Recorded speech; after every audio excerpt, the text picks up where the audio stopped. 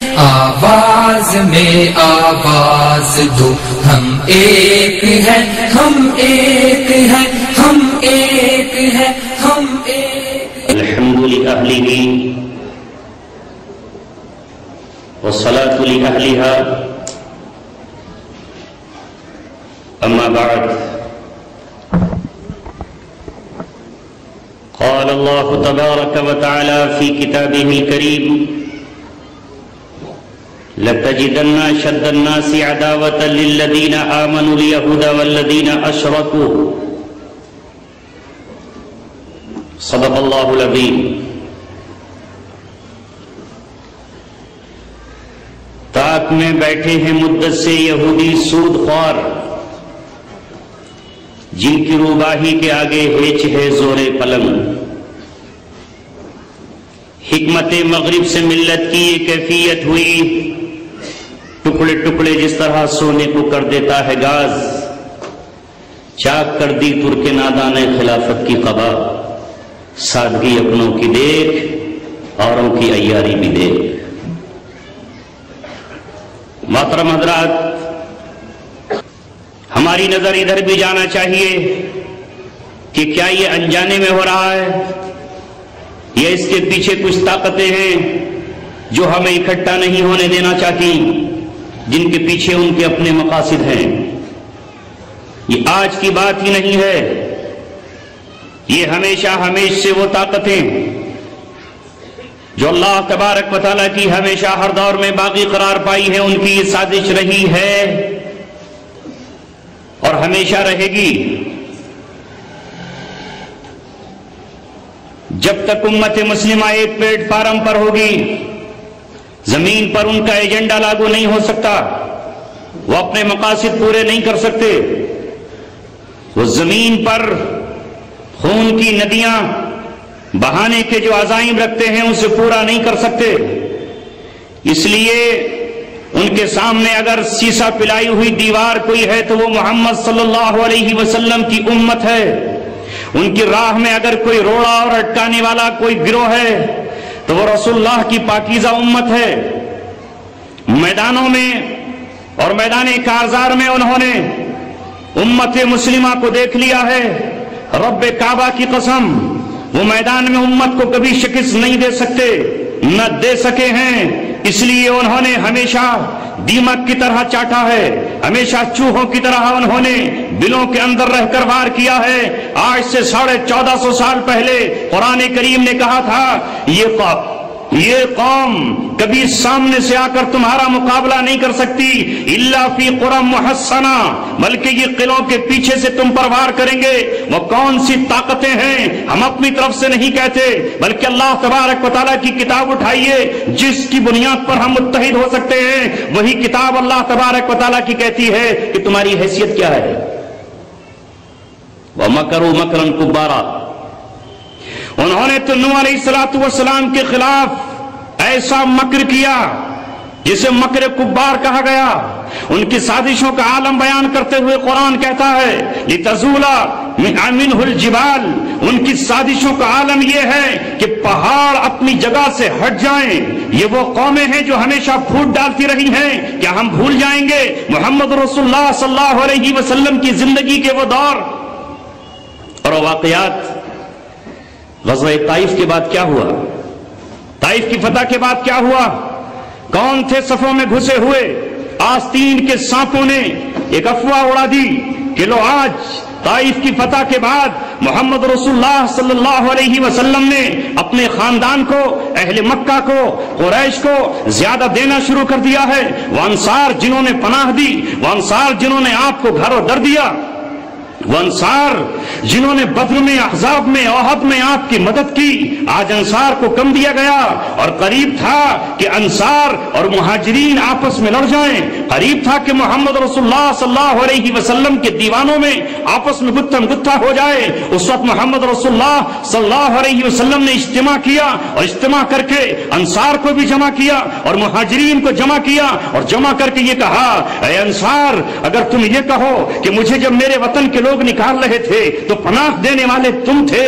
جب میرے لوگ مجھ پر چڑھائی کر کر آئے تھے تو ان کے سر قلم کرنے والے تم تھے, مجھے آسرا دینے والے تم تھے, اور آج جب دینے کا وقت آیا ہے تو میں مہاجرین کو دے رہا ہوں. سنو اے انصار, تم کہنے میں حق بجانب ہو, لیکن یہ بھی یاد رکھو میرے آنے سے پہلے اوس و خزرج تم آپس میں لڑتے تھے, ایک دوسرے کے گلے کاٹتے تھے, ایک دوسرے کی گردنیں اڑاتے تھے, ماں اور بیٹیوں کی آبروؤں سے کھیلتے تھے. میں پہنچا تو تم میں امن و سکون قائم ہوا, تمہارا مدینہ جو یثرب تھا وہ طابہ اور طیبہ بن گیا.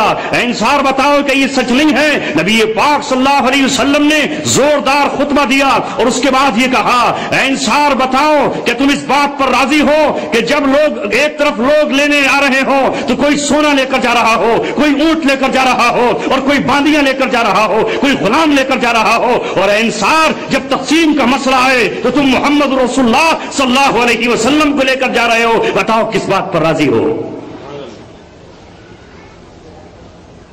انصار صحابہ کی ہچکیاں نکل گئیں اور کہا, اللہ کے رسول ہم آپ کو لینے پر راضی ہیں. یہ کون سا دور ہے؟ کس کی ذات ہے؟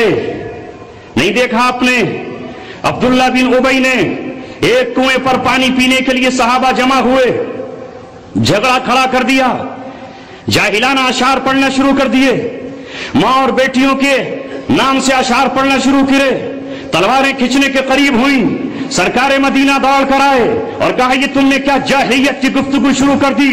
وانا بین اظہرکم, میں تمہارے درمیان بیٹھا ہوا ہوں. تو وہ منافقین جو کل مدینہ منورہ میں وہ یہودیوں کے ایجنٹ, ہاں منافقین یہودیوں کے ایجنٹ تھے, ایک طرف وہ مسلمانوں سے کہتے ہم تمہارے ساتھ ہیں, اور دوسری طرف یہ کہتے یہودیوں سے ہم تمہارے ساتھ ہیں. ایک طرف یہودیوں سے پینگے بڑھا رہے تھے اور دوسری طرف مسلمانوں کی صفوں میں بیٹھے ہوئے تھے. فتح ہوتی تو ان کے ساتھ جاتے, شکست ہوتی تو ادھر چلے جاتے. انہوں نے اس وقت جب یہ حرکتیں کی ہیں تو کیا آج ہماری صفوں میں, کیا آج ہندوستان میں, کیا آج پوری دنیا میں یہودیوں کے ایجنٹ نہیں ہیں؟ مسلمانوں, عوام آپ کو دیکھنا ہوگا جو آج اس موڑ پر بھی امت کو لڑانے کی بات کر رہا ہے اور اس کے اصل مسائل سے ہٹا کر دوسرے مسائل کی طرف لے جا رہا ہے, وہ ظاہراً نہ صحیح در پردہ یہود و نصارہ کا ایجنٹ ہے. کیوں چاہتے ہیں وہ یہ؟ مسئلہ کیا ہے ان کے سامنے؟ 1920 میں جو انہوں نے پہلا اینٹ اور پہلا پتھر رکھا تھا کہ ساری دنیا پر یہودی حکمرانی کریں گے, وہ خواب ان کا پورا نہیں ہو سکتا جب تک امت مسلمہ کو ٹکڑے ٹکڑے نہ کیے جائیں. جس طرح سنار سونے کے ٹکڑے کر کے زیور بناتا ہے, جس طرح بڑی روٹی کو چبانے کے لیے اس کے ٹکڑے کیے جاتے ہیں, اسی طرح انہوں نے اقوام متحدہ بنا کر عالم اسلام کے ٹکڑے کیے. وہ عالم اسلام جو عرب سے لے کے عجم تک ایک تھا, اسے 55 ٹکڑوں میں پہلے جغرافیائی طور پر اسے بانٹا. پہلے زمینیں بانٹ دی, عراق میں بانٹا, ایران میں بانٹا, سوڈان میں بانٹا, اور ساری دنیا میں 55 اور 56 ٹکڑے کر دیے. پھر ان ٹکڑوں کے بھی ٹکڑے کر دیے. ظاہر ہے کہ پہلے جغرافیائی طور پر بانٹ دیا, اس سے بھی ان کا بس نہ چلا. امت مسلمہ نے ان سرحدوں کو توڑ ڈالا, ان سرحدوں کو انہوں نے قبول نہیں کیا, تو پھر ہمارے درمیان انہوں نے مسلکوں کی جنگ شروع کر دی, اور وہ جنگ جو حقیقت میں کچھ بھی کوئی معنی نہیں رکھتی.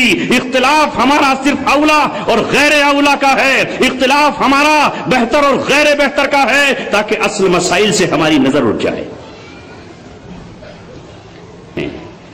بلیک واٹر کے نام سے امریکہ کا مستقل ایک ادارہ ہے جو اس کی فوج سے الگ ہٹ کر ہے,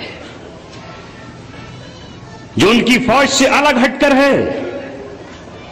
اور اس بلیک واٹر کا کام یہ ہے کہ پوری دنیا میں اس نے مسلمانوں کے درمیان تفرقہ ہی نہیں, قتل عام کی ذمہ داری لی ہے. تفرقہ تو بہت چھوٹی چیز ہے, قتل عام کرانا ہے مسلک کی بنیاد پر. جمعے کی نماز میں ایک مسلک کی مسجد میں دھماکہ, اگلے ہفتے دوسرے مسلک کی مسجد میں دھماکہ کرنے والے کون؟ ذرا اندازہ لگائیے کہ یہ مسلمان کر سکتے ہیں؟ ہرگز نہیں کر سکتے۔ وہ مسلمان جو مسجد میں اونچی آواز سے نہیں بول سکتا، وہ مسلمان جو مسجد میں جوتے پہن کر نہیں جا سکتا، وہ مسلمان جو مسجد میں کسی کے تھپڑ نہیں مار سکتا، وہ مسلمان جو کسی کے کاندھے کو آگے بڑھان کر نہیں جا سکتا، کیا وہ نمازیوں کا قتل عام کرے گا؟ نہیں کر سکتا۔ یہ انہی کے ادارے ہیں، ان میں ان کے وہ ادارے ہیں جس کا نام بلیک واٹر ہے، جس میں پوری دنیا میں عالم اسلام میں قتل عام کا ٹھیکہ لیا ہوا ہے۔ ایک طرف وہ ٹارگٹ کلین کرتے ہیں، ایک عالم دین اپنے گھر سے چلتا ہے اسے قتل کر دیا جاتا ہے، دوسرا عالم دین دوسرے مسلک کا اپنے گھر سے چلتا ہے اور قتل عام کر دیا جاتا ہے۔ انٹرنیٹ ان کے پاس ہے، سوشل میڈیا ان کے پاس ہے اور تمام الیکٹرانک میڈیا ان کے پاس ہے۔ دیکھتے ہی دیکھتے الزامات لگنا شروع ہو جاتے ہیں، جس کی زندہ مثال یہ ہندوستان ہے۔ اس ہندوستان میں آپ پچھلے 13 سال سے دیکھ رہے ہیں۔ یہاں آپ نے سنا ناندیڑ میں دھماکہ، مالیگاؤں میں، اجمیر میں، حیدرآباد کی مکہ مسجد میں۔ ہم نے نہیں کیا خلاصہ، ہماری حکومت نہیں ہے، ہم نے نہیں کیا۔ وہ لوگ جو آج جیلوں میں ہیں انہوں نے اعتراف کیا، وہ لوگ جو آج سزا کاٹ رہے ہیں انہوں نے اعتراف کیا۔ اس راز کو کھولنے والے کو قتل کر دیا گیا، اس کے لیے اتنا بڑا ڈرامہ رچا گیا جس کا خلاصہ آج تک نہیں ہو سکا۔ یہ تار کہاں سے ملتے ہیں؟ یہ تار ملتے ہیں اسرائیل سے، یہ تار مل جاتے ہیں یہود و نصارہ سے۔ وہ اپنے ایجنڈے کو لاگو کرنے کے لیے، اس لیے کہ انہیں معلوم ہے کہ امت مسلمہ ایک حد تک خاموش رہ سکتی ہے، لیکن پھر یہ اٹھے گی برائیوں کے خلاف، یہ پھر اٹھے گی زناکاری کے خلاف، یہ پھر اٹھے گی بے حیائی کے خلاف، یہ پھر اٹھے گی دنیا میں سود خوری کے خلاف۔ لہذا جن کے پورے ادارے سود پر چل رہے ہیں، جن کا پورا نظام شراب پر چل رہا ہے، جن کا پورا بزنس نشے پر چل رہا ہے، جو پوری دنیا میں ڈس کے ٹھیکیدار ہے، وہ کیسے برداشت کریں گے؟ وہ یہ چاہتے ہیں کہ امت اصل مسائل سے ہٹ کر لگ جائے اس پر کہ میاں آپ نے زور سے آمین کیوں کہہ دی؟ میں تو چپکے سے آمین کہتا ہوں۔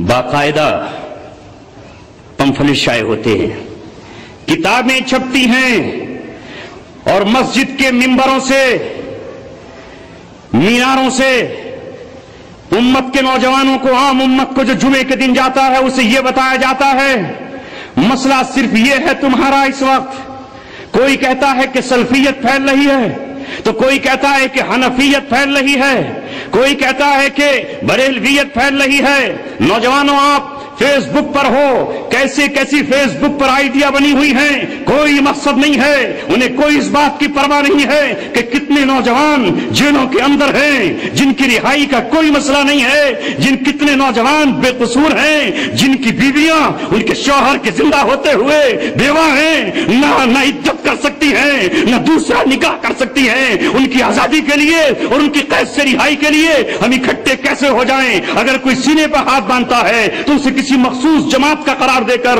اسے ارسٹ کر دیا جاتا ہے، اگر کوئی ناف کے نیچے ہاتھ باندھتا ہے تو اسے فلاں جماعت کا قرار دے کر اسے ارسٹ کر لیا جاتا ہے۔ عالم اسلام ٹکڑے ٹکڑے ہے، ہمارے سامنے مسائل ہیں کہاں؟ ہمارے سامنے کوئی مسئلہ نہیں۔ ملک شام کا کتنوں کو پتا ہے، کتنوں کو پتا ہے 63 لاکھ لوگ گھر سے بے گھر ہیں، کتنوں کو معلوم ہے کہ 1.5 لاکھ لوگ شہادت کا جام پی چکے ہیں۔ امت کے لیے کتنا بڑا مسئلہ ہے۔ فتاوی قاضی خان ہو، یہ تمام کے تمام فتاوا ہوں، ان پہ لکھا ہوا ہے اگر ایک عورت کسی کی قید میں ہوتی ہے تو ساری دنیا کے مسلمانوں کی ذمہ داری یہ ہے کہ اس عورت کو قید سے چھڑانے کے لیے وہ اپنے لشکروں کو لے کر روانہ ہو۔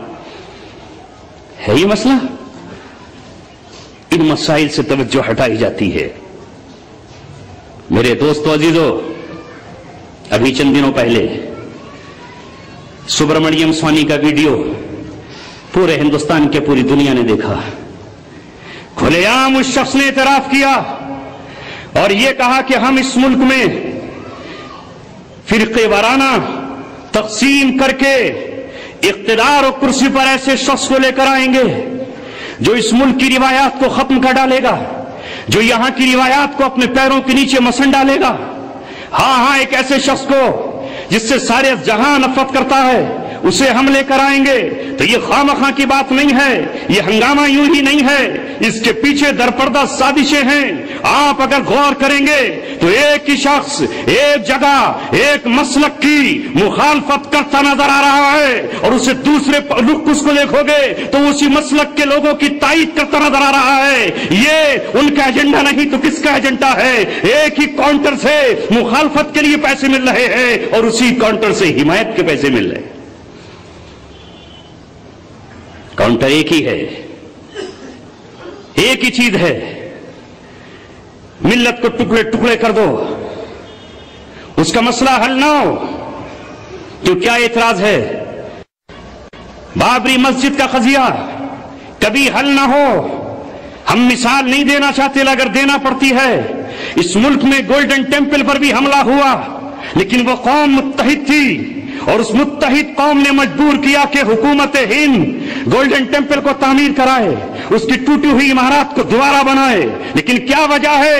اس کی تعداد کل کروڑوں میں 1-8 کروڑ بیٹھتی ہے، تمہاری تعداد اس ملک میں 25 کروڑ بیٹھتی ہے، لیکن تم ایک مسئلہ حل نہیں کرا سکتے، ایک قضیہ حل نہیں کرا سکتے، بابری مسجد کی ایک اینٹ کا مطالبہ نہیں کر سکتے۔ اس کی وجہ یہ ہے کہ وہ جانتے ہیں کہ تم گروہوں اور جماعتوں میں بٹے ہوئے ہو، تمہیں اسی بات کی ضد ہے، اسی بات کو تمہیں لگایا گیا ہے۔ جس دن متحد ہو جائے گا مسلمان، اس دن ان کو، عالمی چوروں کو، ڈاکوؤں کو امت کی امانت چھیننے کا موقع نہیں ملے گا۔ وہ کیوں لانا چاہتے ہیں؟ آپ سوچ رہے ہوں گے کہ ہمیں کیوں ہمیں لانا چاہتے ہیں اور کیوں ہمیں جو ہے وہ برباد کرنا چاہتے ہیں۔ ان کے سامنے ہے اسرائیل کو گریٹر اسرائیل بنانا،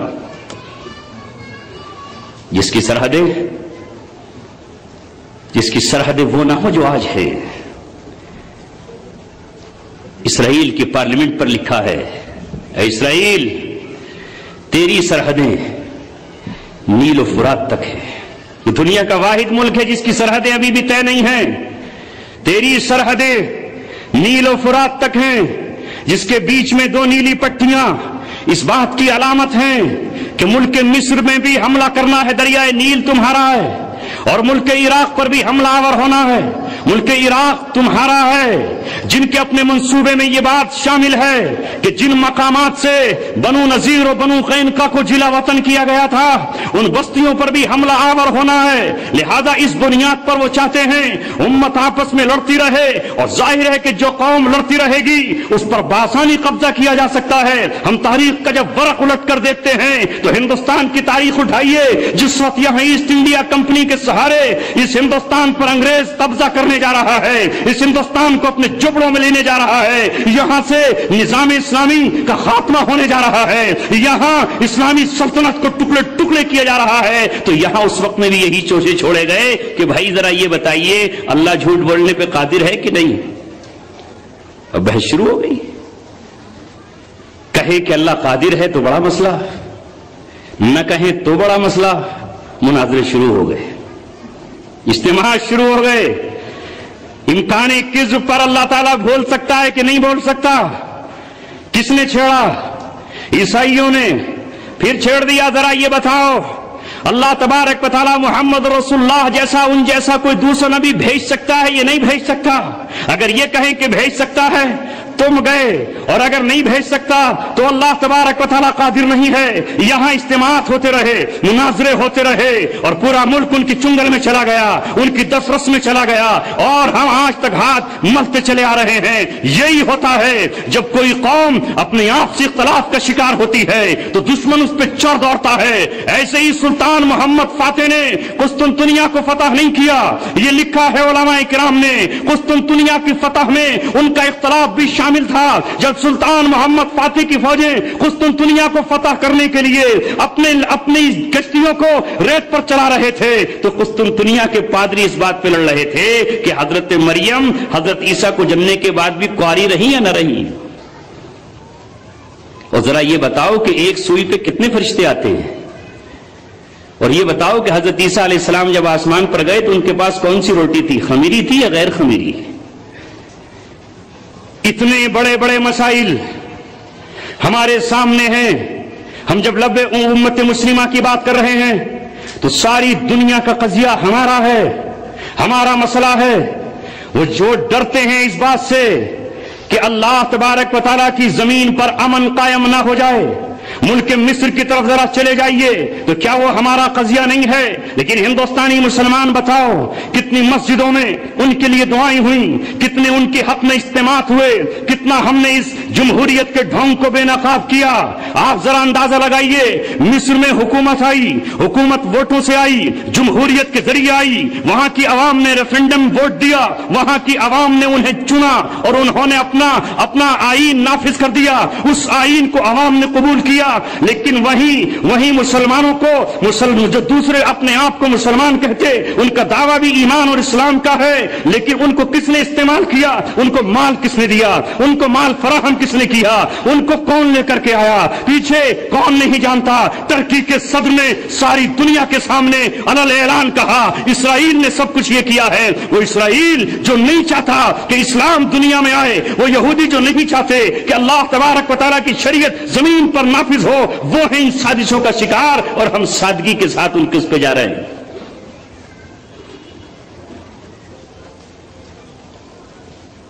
شیاطین ملوکیت کی آنکھوں میں ہے وہ جادو کہ خود نخچیر کے دل میں ہو پیدا ذوق نخچیری، جب شکار کو پھانسا جاتا ہے تو دانے ڈالے جاتے ہیں۔ اب ذرا آپ اندازہ لگائیے کتنا بڑا مسئلہ ہے کہ روئے زمین کے مظلوم لوگ سینکڑوں نہیں ہزاروں قتل ہوئے۔ قتل کرنے والے کون؟ وہ بھی ایمان کے دعوے دار۔ قتل ہو جانے والے کون؟ وہ بھی ایمان کے دعوے دار۔ اور اس کے بعد سینکڑوں کو جیل کے اندر ڈال دیا گیا، اور اسی دنیا میں جمہوریت کا مذاق اڑایا گیا کہ وہ جماعت جو الیکشن لڑتی ہے، وہ جماعت جو ان کے مطابق آتی ہے، اسے آج دہشت گرد تنظیم قرار دے دیا گیا۔ اس ملک میں اور اس سے بیرون ملک بہت ساری سازشیں ہیں جو ہمارے خلاف چل رہی ہیں۔ ابھی حال ہی میں سشیل کمار سندے جو اس ملک کے وزیر داخلہ ہیں، انہوں نے یہ بیان دیا کہ ہمیں یہ رپورٹیں مل رہی ہیں کہ اس ملک میں مسلکی خانہ جنگی شروع ہو جائے گی، جس طرح دیگر ممالک میں چل رہی ہے۔ ہو نہیں جائے گی بلکہ کرائی جائے گی، اور اس کی ڈور انہی کے ہاتھ میں ہوگی، تاکہ وہ یہ چاہتے ہیں کہ یہاں کا مسلمان تتر بتر ہو جائے۔ یہاں کا مسلمان دہشت گردی کی جنگ لڑ چکا، وہ مسلمان جن کو دہشت گرد کہا گیا تھا، وہ باعزت بری ہوئے۔ جو اصل دہشت گرد تھے ان کے چہروں سے بے نقاب اتری۔ جب یہ ان کا منصوبہ ناکام ہوا تو اب نیا منصوبہ یہ لے کر آئے ہیں کہ مسلکوں کی جنگ میں ہمیں جھونک دیا جائے۔ آپ نے ابھی اپنے علماء کرام سے سنا، اصل تب مسائل سے توجہ ہٹائی جائے۔ کیا حال ہوا ہے ہمارا؟ راجندر سچر کی رپورٹ، اور اس نے یہ کہا کہ اس ملک کا مسلمان 67 سالوں میں دلتوں سے بدتر ہو گیا، دلتوں کی حالت سے بری ہماری حالت، لیکن کوئی اس مسئلے کی طرف نظر نہ اٹھائے۔ ہم اسی پر لڑتے رہیں، جمعے کے دن جائیں، ہم مسجد میں نماز پڑھنے جائیں، اور ہم کسی نوجوان کو بغیر ٹوپی کی نماز پڑھتے ہوئے دیکھیں تو ہمارے دل میں نفرت پیدا ہو جائے۔ یہ کس فرقے کہا گیا؟ اگر ہم کسی کو رفع یدین کرتے ہوئے دیکھیں تو ہم کہیں یہ کہاں سے آ گیا، اور کوئی ہمیں ناف پر ہاتھ باندھتے ہوئے دیکھے تو وہ یہ کہے یہ کہاں سے آ گیا۔ اگر کوئی 2 ہاتھوں سے مسافہ کر لے تو ہم کہیں اس نے دوسرا ہاتھ کیوں لگا دیا، اور اگر کوئی 1 ہاتھ سے مسافہ کر لے تو ہمارے دل میں کدورت پیدا ہو جائے۔ شرک پوری دنیا میں پھیل رہا ہے، ظلم پوری دنیا میں دندنا رہا ہے، پوری دنیا کی جیلوں سے مسلمان بہنوں کی آوازیں آ رہی ہیں، ان پر کوئی مسئلہ نہ اٹھے، ان پر امت مسلمہ توجہ نہ دے، اس لیے جان بوجھ کر یہ سازشیں کی جا رہی ہیں۔ لہذا ہماری ذمہ داری یہ بنتی ہے کہ ہم اتفاق اور اتحاد کی لڑی میں پرو جائیں۔ کل اللہ تبارک و تعالیٰ کی قیامت میں مجھے اور آپ کو جواب دینا ہوگا۔ مجھے اگر لکھنا آتا ہے تو میرے قلم کا مجھ سے حساب ہوگا، آپ کو بولنا آتا ہے تو آپ کی زبان کا آپ سے حساب ہوگا۔ اگر آپ کو فیس بک چلانا آتی ہے تو فیس بک پر آپ نے امت کو توڑا یا امت کو جوڑا، آپ کیا جواب دیں گے ملک شام کے اس معصوم بچے کا کہ جس کے پاس کھانے کے لیے کچھ نہیں، جس کی آنکھ میں آنسو ہے، اور جو پوری دنیا کو پکار کر یہ کہتا ہے کہ ہمارے پاس کھانے کے لیے کچھ نہیں ہے۔ یہ اجڑنے والے کون، اجاڑنے والے کون؟ یہ یہود و نصارہ نے جب میدانوں میں ہم سے شکست لیا تو اس نے اپنی اسٹیٹ سے بدل دی۔ اس نے یہ کہا کہ ہمیں جانے کی ضرورت نہیں ہے، مسلمان کو مسلمان سے اڑا کر ہم اپنے منصوبوں کو پورا کر لیں گے۔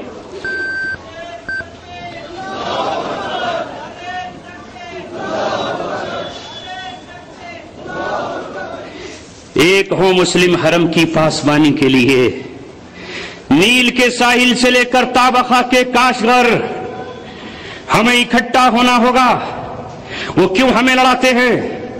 اتنا بڑا مسئلہ ہو جائے کہ 25 کروڑ مسلمانوں کا مسئلہ، رفع یدین کی بات چھوڑو، آمین بالجہر کی چھوڑو، ناف پہ ہاتھ باندھنے کی چھوڑو، تم بھی محمد رسول اللہ کا کلمہ پڑھتے ہو اور ہم بھی پڑھتے ہیں. وہ بنگال کیوں آتا ہے؟ وہ دہلی کیوں آ جاتا ہے؟ وہ دوسرے صوبوں میں کیوں آ جاتا ہے؟ اگر وہاں کے لوگوں نے بھی راجستھان کے لوگوں کی طرح اس مسئلے کو مسئلہ بنایا ہوتا تو خدا کی قسم وہ ہندوستان کی سرحدوں میں قدم بھی نہیں رکھتا. یہ ہے ہمارے مسائل. اس لیے ہمیں وہ لانا چاہتے ہیں تاکہ وہ انہیں سینس آف مسلم کے نام سے فلم بنائیں، رسول اللہ صلی اللہ علیہ وسلم کی شان میں گستاخیاں کرتے رہیں اور امت مسلمہ اپنے ممبر و محراب سے یہی کہتی رہے کہ غیر مقلدیت پھیل رہی ہے، اور وہ یہ کہتے رہے کہ حنفیت اور شافعیت پھیل رہی ہے. آپ ساری دنیا سے کیسے مٹا دیں گے؟ رسول اللہ صلی اللہ علیہ وسلم کی امت میں اختلاف رہے گا اور قیامت تک رہے گا. 1924 تک خلافت عثمانیہ تھی، امت میں تب بھی اختلاف تھا. امت کا اختلاف رحمت ہے جو میرے نبی سے ثابت ہے، اس پر عمل کرنا، میرے نبی کی سنت کو زندہ کرنا ہے. امت میں اختلاف اس لیے ہے کہ نبی کی کسی حدیث کو چھوڑ نہ دیا جائے، امت کا ایک طبقہ اس پہ عمل کر رہا ہو. یہ کارٹون بنائے جاتے رہیں. قیامت میں کیا جواب دیں گے رسول پاک صلی اللہ علیہ وسلم کے سامنے ہم؟ جب آقا پوچھیں گے آپ بتا میرے امتی تو بتا، میں نے تو ناک پر بھی ہاتھ باندھا، میں نے سینے پر بھی باندھا، میں نے کبھی چھوڑ بھی دیا، میں نے زور سے بھی آمین کہی، میں نے چپ کے بھی آمین کہہ دی، میں نے اپنے صحابہ کو اجازت دے دی. 2 صحابی نے تیمم کے موقع پر ایک نے تیمم کر لیا اور ایک نے وضو کر کے نماز پڑھ لی، میں نے دونوں کو اجازت دی. تو بتا تو صحیح کہ میرے کارٹون بنتے رہے اور مجھے جنگجو اور قاتل کہا جاتا رہا اور میری تصویر کو بگاڑا جاتا رہا، اور تم نے اس وقت میرا کیا دفاع کیا؟ یہ کیوں کیا جاتا ہے؟ تاکہ جو لوگ اسلام میں داخل ہو رہے ہیں وہ محمد رسول اللہ صلی اللہ علیہ وسلم کو سمجھے کہ یہ تو فساد اور فتنہ برپا کرنے والے ہیں. یہ اس لیے کر رہے ہیں تاکہ ان کی نظروں کے سامنے آج یہ منظر ہے کہ کہیں ٹونی بلیئر کی سالی اسلام لاتی ہے، کہیں محمد علی قلعے ایمان لے آتے ہیں، تو کہیں مائیکل جیکسن ایمان لے آتا ہے، کہیں مریم جمیلہ ایمان لے آتی ہے. اس لیے وہ کارٹون بنا کر ان انصاف پسند لوگوں کو، ان عیسائیوں کو، ان یہودیوں کو، ان ہندو دھرم کے ماننے والوں کو یہ میسج دینا چاہتے ہیں کہ محمد رسول اللہ کے غلام یا محمد رسول اللہ کی حیثیت یہ نہیں ہے کہ تم اسلام میں داخل ہو. آج ہمارا مسئلہ یہ ہے کہ ہم ساری دنیا کے سامنے یہ کہیں کہ جس طرح طواف کرتے ہوئے ہم ایک ہے، کوئی زور سے ربنا آتنا فی الدنیا پڑھ رہا ہے، کوئی حجر اسود کو چوم رہا ہے، کوئی رکن یمانی کو چوم رہا ہے، اور کوئی چپکے سے دعا مانگ رہا ہے، کوئی مقام ابراہیم پہ نماز پڑھ رہا ہے، کوئی صفا مروہ پہ نماز پڑھ رہا ہے، کوئی نماز عصر کے بعد بھی نماز پڑھ رہا ہے. اللہ تبارک و تعالیٰ نے اپنے گھر میں یہ منظر دکھایا ہے کہ امت مختلف لباسوں میں ہے، مختلف زبانوں میں ہے. اسی طرح آج کا اورنگ آباد سے یہ پیغام لے کر اٹھو کہ ہمارا یہ داخلی اختلاف اپنی جگہ رہے، ہمیں اس سے کوئی فرق نہیں پہنچتا، لیکن ہم اللہ کے دشمنوں کے مقابلے پر جو ہم سازشوں کے تحت ہمیں بانٹنا چاہتے ہیں، سیسا پلائی ہوئی دیوار تسلیم ہم کرتے نہیں خطوں کی اس تقسیم کو، اسود یا ابیض کی کسی تاخیر کو، تقدیم کو، جز نسبت تقویٰ کے سب، جز نسبت تقویٰ کے سب ابنائے آدم ایک ہے، ایک ہے، ایک ہے، ایک ہے. آواز میں آواز تو ہم ایک ہیں، ہم ایک ہیں.